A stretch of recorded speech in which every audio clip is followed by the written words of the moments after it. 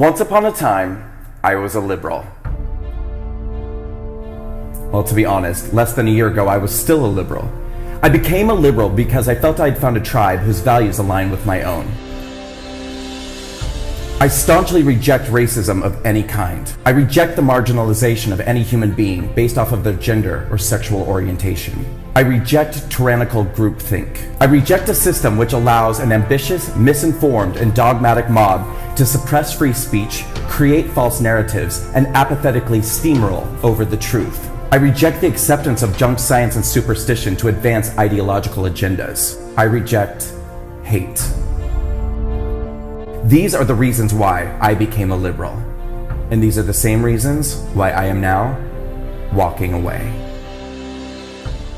For years now, I have watched as the left has devolved into intolerant, inflexible, illogical, hateful, misguided, ill-informed, un-American, hypocritical, menacing, callous, ignorant, narrow-minded, and at times, blatantly fascistic behavior and rhetoric. Liberalism has been co-opted and absorbed by the very characteristics it claims to fight against. For years now, I've watched as people on the left have become anesthetized to their own prejudices and bigotry, and the prejudices and bigotry of those around them who echo their values. I have watched as formerly sensible people who claim to reject racism have come to embrace the principles of universally hating and blaming all of society's problems on all people who have white skin. I have witnessed the irony of advocacy for gender equality morph into blatant hatred and intolerance of men and masculinity. I have seen the once earnest fight for equality for the LGBT community mutate into an illogical demonization of heteronormativity and the push to vilify and attack our conventional concepts of gender.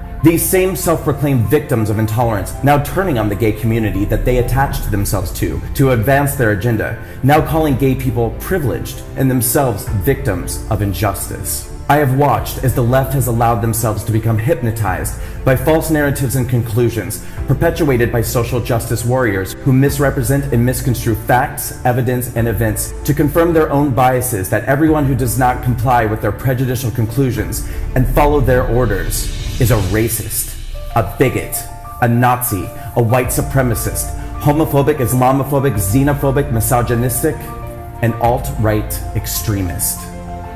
And I have watched as they've used these heartless and carelessly assigned labels to intimidate, threaten, bully, silence, attack, unemploy, blacklist, and destroy anybody who dares to fight back. They'll come for me, and then they'll come for you. And worst of all, the Democratic Party and the liberal media has embraced, affirmed, aided, and abetted this cult ideology. In an effort to gain voters and maintain power, the Democratic Party that I once loved has joined forces with the extremist left. The Democratic Party and the liberal media now believe their own ill-gotten conclusions and have ominously decided that they, and only they, know the remedy for society's ills. The left has decided that the solution to problems with race relations in America is more racism. The left believes that attacking, insulting, and dehumanizing one group of people elevates another. The left now believes that there are no boundaries when telling lies, omitting the truth, or misrepresenting facts when telling the news, because their end justifies their means. The left has now decided that its point of view is the only acceptable one, and that suppressing, censoring, and banning open dialogue and debate is virtuous and progressive. The Democratic Party has adopted a deleterious belief system happily and without skepticism, separating people into groups based off of identity and then organizing them into camps of victims and oppressors. If you are a person of color, an LGBT person, a woman, or an American immigrant, the Democratic Party wants you to know that you are a victim and destined to stay that way. They will insist that you are a victim doomed to exist within a system that is rigged against you, that you are a victim of systemic oppression, that you are a victim of your circumstances, and that no amount of hard work or motivational action will ever allow you to overcome your victimhood or the privilege of those around you. This is perhaps the Democratic Party's greatest and most insidious lie. But if you are a minority in America today, the left-wing politicians and the liberal media don't want you to ever discover this lie. So they bombard us with stories designed to reinforce the narrative that you are in danger, that you cannot succeed. They manipulate your fears and concerns by telling you that you are disadvantaged, disempowered, and disposable to everyone, accept them. They will tell you that you need them. They will tell you that you are only safe under their supervision. They will promise to liberate you from all that chains you. And then